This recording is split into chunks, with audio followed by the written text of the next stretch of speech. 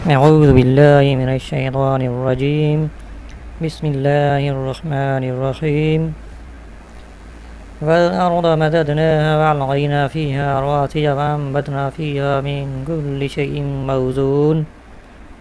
ترجمہ: اور ہم نے زمین کو پھیلایا اور ہم نے اس میں لنگر ڈال دیے اور اس میں ہر چیز ایک معین اندازے سے اگائی۔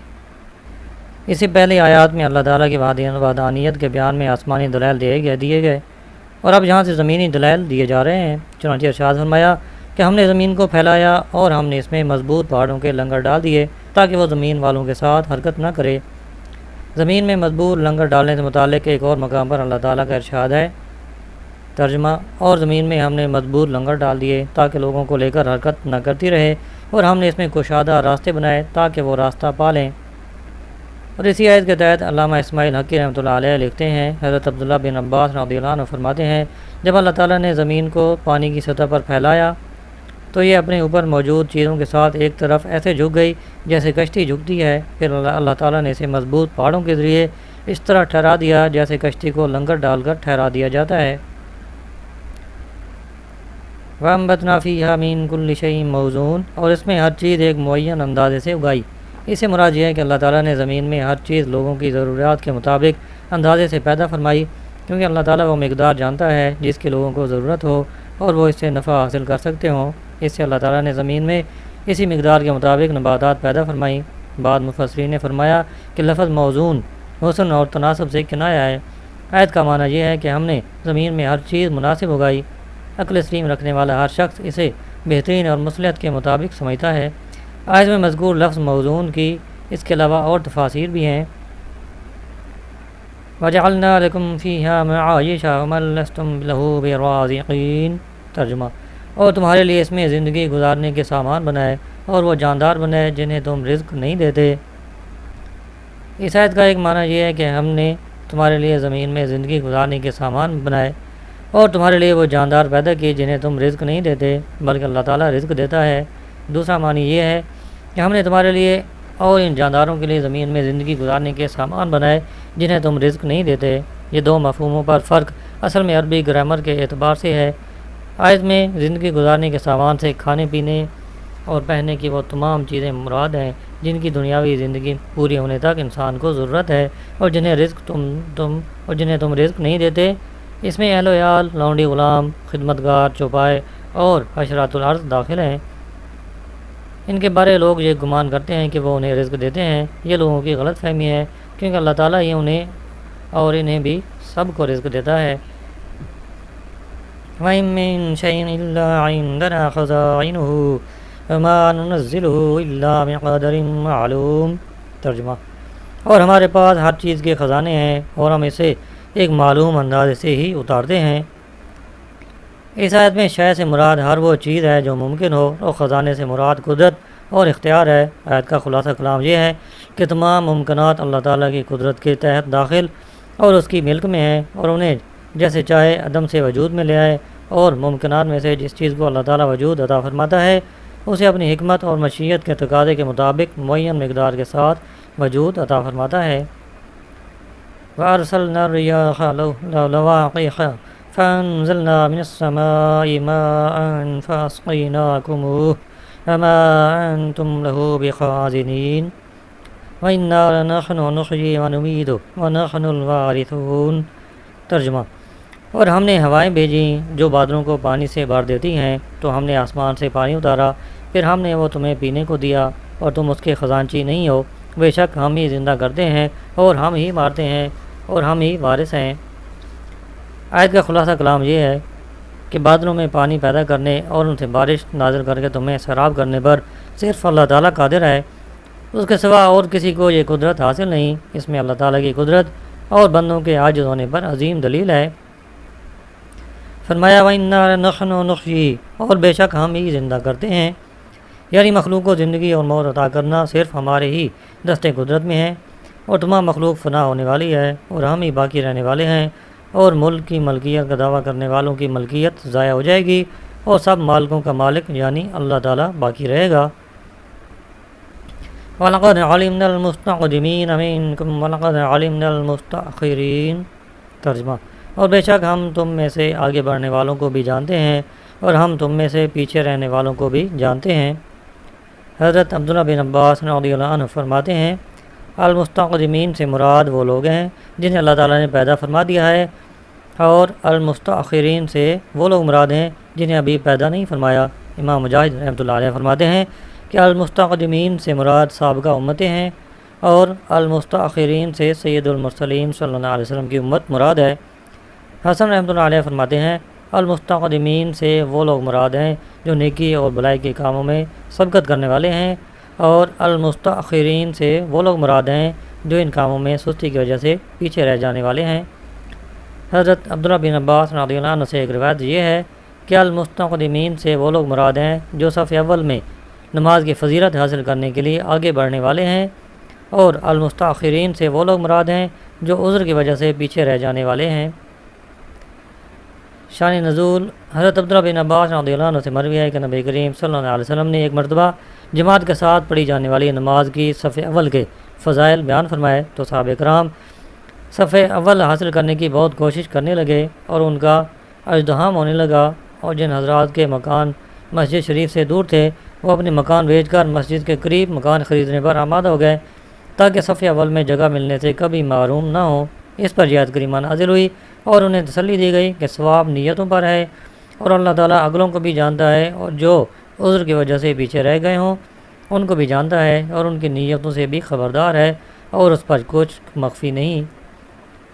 اس آیت کے شان نزول سے ایک بات یہ معلوم ہوئی کہ صحابہ کرام اللہ تعالیٰ کی عبادت کا اتنا جذبہ اور شوق رکھتے تھے کہ پہلی صف کی فضیلت حاصل کرنے کی خاطر اپنے مکانات تک بیچنے پر آمادہ ہو گئے۔ دوسری بات یہ معلوم ہوئی کہ جماعت کے ساتھ پڑھی جانے والی نماز کی پہلی صف کی بہت فضیلت ہے۔ ترغیب کے لیے ہم جہاں پہلی صف میں نماز پڑھنے کے فضائل پر مشتمل احادیث ذکر کرتے ہیں۔ حضرت ابو ہریرہ رضی اللہ عنہ سے روایت ہے رسول اللہ صلی اللہ علیہ وسلم نے ارشاد فرمایا اگر لوگوں کو معلوم ہو جائے کہ اذان دینے اور پہلی صف میں بیٹھنے کا کتنا اجر ہے اور انہیں قرآن دادی کرنے کے سوا ان کاموں کا موقع نہ ملے تو وہ ضرور قرآن دادی کریں گے۔ ایک اور حدیث ہے حضرت ابی بن کعب رضی اللہ عنہ سے روایت ہے نبی کریم صلی اللہ علیہ وسلم نے ارشاد فرمایا بے شک پہلی صف فرشتوں کی صف کے مثل ہے، اور اگر تم جانتے کہ اس کی فضیلت کیا ہے تو اس کی طرف سبقت کرتے۔ حضرت ابو امامہ رضی اللہ عنہ سے روایت ہے حضور صلی اللہ علیہ وسلم نے ارشاد فرمایا اللہ تعالیٰ اور اس کے فرشتے صف اول پر درود بھیجتے ہیں۔ لوگوں نے عرض کی اور دوسری صف پر؟ ارشاد فرمایا اللہ تعالیٰ اور اس کے فرشتے صف اول پر درود بھیجتے ہیں۔ لوگوں نے عرض کی اور دوسری پر؟ ارشاد فرمایا اور دوسری پر بھی۔ حضرت عائشہ صدیقہ رضی اللہ عنہا سے روایت ہے رسول کریم صلی اللہ علیہ وسلم نے ارشاد فرمایا ہمیشہ صف اول سے لوگ پیچھے ہوتے رہیں گے یہاں تک کہ اللہ تعالیٰ انہیں اپنی رحمت سے مؤخر کر کے نار میں ڈال دے گا۔ اللہ تعالیٰ ہمیں پہلی صف میں پابندی کے ساتھ نماز ادا کرنے کی توفیق عطا فرمائے، آمین۔ وَإِنَّ رَبَّكَ هُوَ يَحْشُرُهُمْ إِنَّهُ حَكِيمٌ عَلِيمٌ۔ ترجمہ اور بے شک تمہارا رب بھی تمہیں اٹھائے گا، بے شک وہی علم والا حکمت والا ہے۔ یعنی اللہ تعالیٰ سب لوگوں پر موت طاری فرمائے گا، پھر اولین و آخرین سب لوگوں کو قیامت میں اسی حال پر اٹھائے گا جس پر وہ مرے ہوں گے۔ حدیث پاک میں یہ چیز بھی بیان کی گئی ہے، چنانچہ حضرت جابر رضی اللہ عنہ سے روایت ہے نبی کریم صلی اللہ علیہ وسلم نے ارشاد فرمایا ہر بندہ اسی حال پر اٹھایا جائے گا جس پر اسے موت آئی ہوگی۔ وَلَقَدْ خَلَقْنَا الْإِنسَانَ مِنْ صَلْصَالٍ مِّنْ حَمَإٍ مَّسْنُونٍ۔ ترجمہ اور بے شک ہم نے انسان کو خشک بہتی ہوئی مٹی سے بنایا جو ایسے سیاہ گارے کی تھی جس سے بو آتی تھی۔ اس آیت میں انسان سے مراد حضرت آدم علیہ السلام ہے۔ آپ علیہ السلام کی پیدائش کی کیفیت کا ذکر قرآن پاک کے متعدد آیات میں مختلف انداز میں بیان کیا گیا ہے۔ ان کا خلاصہ یہ ہے کہ جب اللہ تعالیٰ نے حضرت آدم علیہ السلام کو پیدا کرنے کا ارادہ فرمایا تو زمین سے ایک مشت خاک لی، پھر اس مٹی کو پانی سے تر کیا یہاں تک کہ وہ سیاہ گارا ہو گئی اور اس میں بو پیدا ہوئی۔ پھر اس سیاہ رنگ اور بو والی مٹی سے انسان کی صورت بنائی۔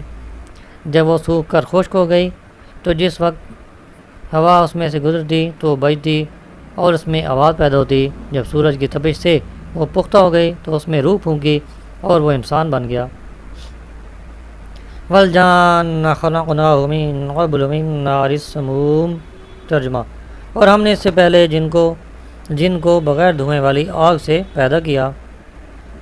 حضرت قتادہ رضی اللہ عنہ فرماتے ہیں اس آیت میں الجان سے مراد ابلیس ہے۔ یہ حضرت آدم علیہ السلام سے پہلے پیدا کیا گیا۔ جب ابلیس کے بعد حضرت آدم علیہ السلام کی پیدائش ہوئی تو ابلیس نے اللہ تعالیٰ کی طرف سے حضرت آدم علیہ السلام کو ملنے والے مقام و مرتبہ کی بنا پر ان سے حسد کیا اور کہا میں آگ سے بنا ہوں اور یہ مٹی سے۔ من نار السموم یعنی بغیر دھوئیں والی آگ سے، یعنی ابلیس کو حضرت آدم علیہ السلام سے پہلے اس آگ سے پیدا کیا جس میں دھواں نہیں ہوتا۔ وَإِذْ قَالَ رَبُّكَ لِلْمَلَائِكَةِ إِنِّي خَالِقٌ بَشَرًا مِّن صَلْصَالٍ مِّن حَمَإٍ مَّسْنُونٍ۔ ترجمہ: اور یاد کرو جب تمہارے رب نے فرشتوں سے فرمایا کہ میں ایک آدمی کو بجتی ہوئی مٹی سے پیدا کرنے والا ہوں جو مٹی بدبودار سیاہ گارے کی ہے۔ اس سے پہلی آیت میں اللہ تعالیٰ نے حضرت آدم علیہ السلام کی پیدائش کا ذکر فرمایا۔ ان آیات سے اللہ تعالیٰ ان کی پیدائش کا واقعہ بیان فرما رہا ہے۔ فَإِذَا سَوَّيْتُهُ وَنَفَخْتُ فِيهِ مِن رُّوحِي فَقَعُوا لَهُ سَاجِدِينَ۔ ترجمہ: تو جب میں اسے ٹھیک کر لوں اور میں اپنی طرف کی خاص معزز روح اس میں پھونک دوں تو اس کے لیے سجدے میں گر جانا۔ اس آیت میں اللہ تعالیٰ نے حضرت آدم علیہ السلام کی روح کو اپنی طرف ان کی عزت و تکریم کے طور پر منسوب فرمایا، جیسے کہا جاتا ہے کہ بیت اللہ، ناقۃ اللہ، عبد اللہ۔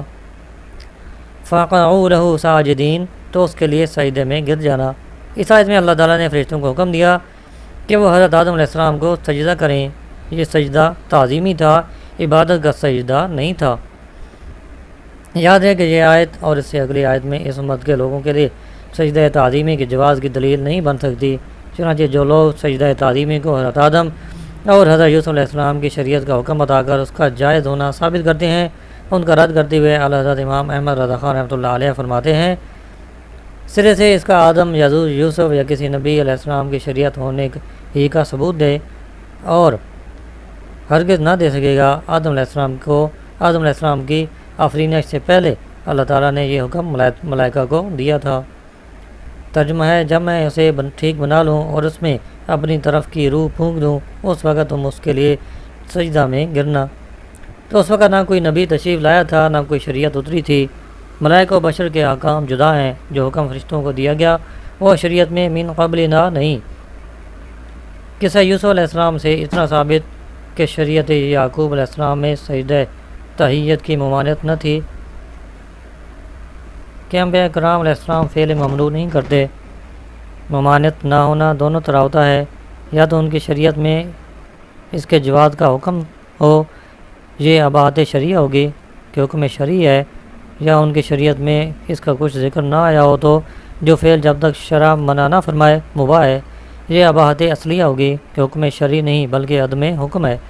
اور جب دونوں صورتیں محتمل تو ہرگز ثابت نہیں کہ شریعت یعقوبیہ میں اس کی نسبت کوئی حکم تھا تو شریعت میں من قبل نہ ہونا کب ثابت؟ بحمدہ تعالی شبہ کا اصل معنی ہی ساکت۔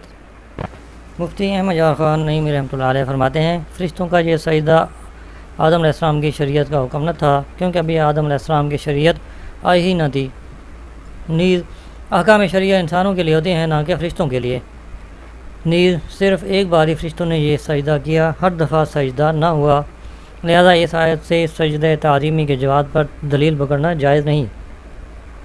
فسجد الملائکۃ کلہم اجمعون الا ابلیس ابى ان یکون مع الساجدین۔ ترجمہ: تو جتنے فرشتے تھے سب کے سب سجدے میں گر گئے سوائے ابلیس کے، اس نے سجدہ والوں کے ساتھ ہونے سے انکار کر دیا۔ یعنی جب حضرت آدم علیہ السلام کی تخلیق مکمل ہوئی اور اللہ تعالیٰ نے ان میں روح ڈال دی تو جتنے فرشتے تھے سب کے سب ایک ساتھ سجدے میں گر گئے۔ فرشتوں کے اس سجدے سے متعلق بعض علماء فرماتے ہیں کہ یہ سجدہ اللہ تعالیٰ کے لیے تھا اور حضرت آدم علیہ السلام کے اعزاز کے لیے منہ ان کی طرف تھا، جیسے کعبہ کو منہ کرنے میں ہے کہ سجدہ تو اللہ تعالیٰ کے لیے کیا جاتا ہے اور منہ کعبہ شریف کی طرف ہوتا ہے۔ بعض علماء نے فرمایا کہ یہ سجدہ تعظیم و تکریم کے طور پر حضرت آدم علیہ السلام کو ہی تھا۔ علامہ اسماعیل حقی رحمۃ اللہ علیہ نے اس سے متعلق بڑی پیاری بات ارشاد فرمائی ہے کہ یہ سجدہ در حقیقت اس نور کی تعظیم کے لیے تھا جو حضرت آدم علیہ السلام کی مبارک پیشانی میں چمک رہا تھا، اور وہ سید المرسلین صلی اللہ علیہ وسلم کا نور تھا۔ الا ابلیس، سوائے ابلیس کے، یعنی جب اللہ تعالیٰ نے فرشتوں کو سجدہ کرنے کا حکم دیا تو فرشتے سجدے میں گر گئے، لیکن ابلیس نے ان سجدہ کرنے والے فرشتوں کے ساتھ ہونے سے انکار کر دیا اور حضرت آدم علیہ السلام کو سجدہ نہ کیا۔ قال یا ابلیس ما لک الا تکون مع الساجدین قال لم اکن لاسجد لبشر خلقته من صلصال من حمأ مسنون۔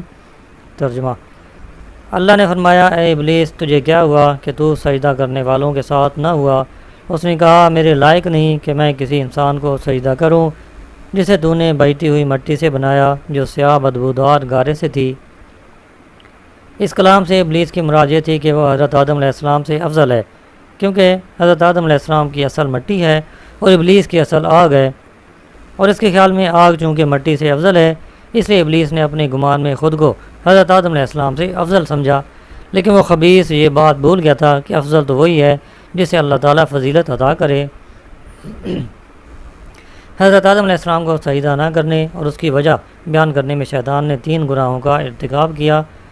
نمبر 1، اللہ تعالیٰ کے حکم کی مخالفت کی۔ نمبر 2، بارگاہ الہی کے مقرب ہستیوں کی جماعت سے جدا راستہ اختیار کیا۔ نمبر 3، حضرت آدم علیہ السلام سے خود کو افضل بتا کر تکبر کیا۔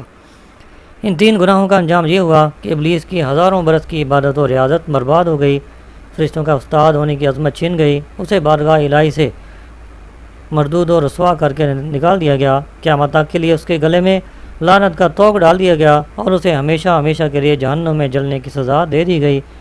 شیطان کے گناہوں اور اس کے عبرتناک انجام کو سامنے رکھتے ہوئے ہر مسلمان کو چاہیے کہ وہ عمومی طور پر تمام گناہوں اور خاص طور پر ان 3 گناہوں سے بچے اور اپنے بارے میں اللہ تعالیٰ کی خفیہ تدبیر سے ڈرتا رہے۔ اس سلسلے میں اللہ تعالیٰ کے مقرب فرشتے حضرت جبرائیل علیہ السلام کا حال سنیے۔ چنانچہ نبی کریم صلی اللہ علیہ وسلم سے مروی ہے کہ آپ نے حضرت جبرائیل علیہ السلام کو دیکھا کہ ابلیس کے انجام سے عبرت گیر ہو کر کعبہ مشرفہ کے پردہ سے لپٹ کر نہایت گریہ و زاری کے ساتھ اللہ کی بارگاہ میں یہ دعا کر رہے ہیں کہ میرے اللہ، کہیں میرا نام نیکوں کی فہرست سے نہ نکال دینا، اور کہیں میرا جسم اہل عطا کے زمرہ سے نکال کر اہل عطاب کے گروہ میں شامل نہ فرما دینا۔ جب گناہوں سے معصوم اور بارگاہ الہی کے مقرب ترین فرشتے کا خوف کا یہ حال ہے تو گناہوں میں لتڑے ہوئے مسلمان کو تو کہیں زیادہ ڈرنا اور اپنے انجام کے بارے میں فکر مند ہونا چاہیے۔ قال فاخرج منها فإنك رجيم وإن عليك اللعنة إلى يوم الدين قال رب فأنظرني إلى يوم يبعثون قال فإنك من المنظرين إلى يوم الوقت المعلوم۔ ترجمہ: اللہ نے فرمایا، تو جنت سے نکل جا کیونکہ تو مردود ہے اور بے شک قیامت تک تجھ پر لعنت ہے۔ اس نے کہا، اے میرے رب، تو مجھے اس دن تک مہلت دے دے جب لوگ اٹھائے جائیں۔ اللہ نے فرمایا، پس بے شک تو ان میں سے ہے جن کو معین وقت کے دن تک مہلت دی گئی ہے، یعنی قیامت تک آسمان و زمین والے تجھ پر لعنت کریں گے، اور جب قیامت کا دن آئے گا تو اس لعنت کے ساتھ ہمیشگی کے عذاب میں گرفتار کیا جائے گا جس سے کبھی رہائی نہ ہوگی۔ اپنی مردود اور لعنتی ہونے کے بارے میں سن کر شیطان نے کہا، اے میرے رب، مجھے قیامت کے دن تک مہلت دے دے۔ قیامت کے دن تک مہلت مانگنے سے شیطان کا مطلب یہ تھا کہ وہ کبھی نہ مرے، کیونکہ قیامت کے بعد کوئی نہ مرے گا، اور قیامت تک کی اس نے مہلت مانگ ہی لی۔ لیکن اس کی اس دعا کو اللہ تعالیٰ نے اس طرح قبول کیا کہ اس نے فرمایا، بے شک تو ان میں سے ہے جن کو اس معین وقت کے دن تک مہلت دی گئی ہے جس میں تمام مخلوق مر جائے گی، اور وہ وقت پہلے نفخہ کا ہے۔ تو شیطان کے مردہ رہنے کی مدت پہلے نفخہ سے دوسرے نفخہ تک 40 برس ہے، اور اس کو اس قدر مہلت دینا اس کے اکرام کے لیے نہیں بلکہ اس کی بلا، شقاوت اور عذاب کی زیادتی کے لیے ہے۔ قال رب بما أغويتني لأزينن لهم في الأرض ولأغوينهم أجمعين إلا عبادك منهم المخلصين۔ ترجمہ: اس نے کہا، اے رب میرے، مجھے اس بات کی قسم کہ تو نے مجھے گمراہ کیا، میں ضرور زمین میں لوگوں کے لیے نافرمانی خوشنما بنا دوں گا، اور میں ضرور ان سب کو گمراہ کر دوں گا سوائے ان کے جو ان میں سے تیرے چنے ہوئے بندے ہیں۔ جب ابلیس کو معلوم ہوا کہ وہ کفر کی حالت میں مرے گا اور اس کی کبھی بخشش نہ ہوگی تو اس نے مخلوق کو کفر میں مبتلا کر کے گمراہ کر دینے کی حرص کی اور کہا، اے میرے رب، مجھے اس بات کی قسم کہ تو نے مجھے گمراہ کیا، میں ضرور زمین میں حضرت آدم علیہ السلام کی اولاد کے لیے دنیا کی محبت اور تیری نافرمانی کو خوشنما بنا دوں گا، اور میں ضرور ان سب کے دلوں میں وسوسہ ڈال کر گمراہ کر دوں گا، البتہ تیرے برگزیدہ بندوں پر میرا وسوسہ اور مکر نہ چلے گا۔ قال هذا صراط علي مستقيم إن عبادي ليس لك عليهم سلطان إلا من اتبعك من الغاوين وإن جہنم لموعدهم أجمعين۔ ترجمہ: اللہ نے فرمایا یہ میری طرف آنے والا سیدھا راستہ ہے، بے شک میرے بندوں پر تیرا کچھ قابو نہیں سوائے ان گمراہوں کے جو تیرے پیچھے چلیں، اور بے شک جہنم ان سب کا وعدہ ہے۔ مفسرین نے اس آیت کے مختلف معنی بیان فرمائے ہیں۔ حضرت عمر فاروق رضی اللہ عنہ فرماتے ہیں اس آیت کا معنی یہ ہے کہ یہ راستہ اپنے اوپر چلنے والوں کو سیدھا چلاتا ہے یہاں تک اس پر چل کر وہ جنت میں پہنچ جاتا ہے۔ بعض مفسرین کے نزدیک اس آیت کا معنی یہ ہے کہ دلائل کے ساتھ لوگوں کی سیدھے راہ کی طرف رہنمائی کرنا ہمارے ذمہ ہے۔ امام فخر الدین رازی رحمۃ اللہ علیہ فرماتے ہیں اس آیت کا ایک معنی یہ ہے کہ اخلاص موحد تک پہنچنے کا سیدھا راستہ ہے۔ علامہ اسماعیل حقی رحمۃ اللہ علیہ نے اس آیت کا یہ معنی بیان فرمایا کہ چنے ہوئے بندوں کا ابلیس کے بہکاوے سے بچ جانا وہ راستہ ہے جو سیدھا اللہ تعالیٰ تک پہنچا دیتا ہے۔ فرمایا بے شک میرے بندوں پر تیرا کچھ قابو نہیں۔ ابلیس نے جو یہ کہا کہ میں ضرور زمین میں ان یعنی حضرت آدم علیہ السلام کی اولاد کے لیے دنیا کی محبت اور تیری نافرمانی کو خوشنما بنا دوں گا، اور میں ضرور ان سب کو گمراہ کر دوں گا سوائے ان کے جو ان میں سے تیرے چنے ہوئے بندے ہیں۔ اس کا مطلب بھی یہ نہیں کہ ابلیس انہیں جبری طور پر یا زبردستی اپنا پیروکار بنا لے گا، بلکہ مراد یہ ہے کہ لوگ خود اپنے اختیار سے اس کی پیروی کریں گے۔ اسی وجہ سے دوسری آیت میں وضاحت ہے کہ قیامت کے دن ابلیس کہے گا۔ ترجمہ: اور مجھے تم پر کوئی زبردستی نہیں تھی مگر یہی کہ میں نے تمہیں بلایا تو تم نے میری مان لی۔ فرمایا اور وَإِنَّ جہنم، اور بے شک جہنم یعنی بے شک جہنم ابلیس، اس کی پیروی کرنے والوں اور اس کے گروہوں سب کے عذاب کے وعدے کی جگہ ہے۔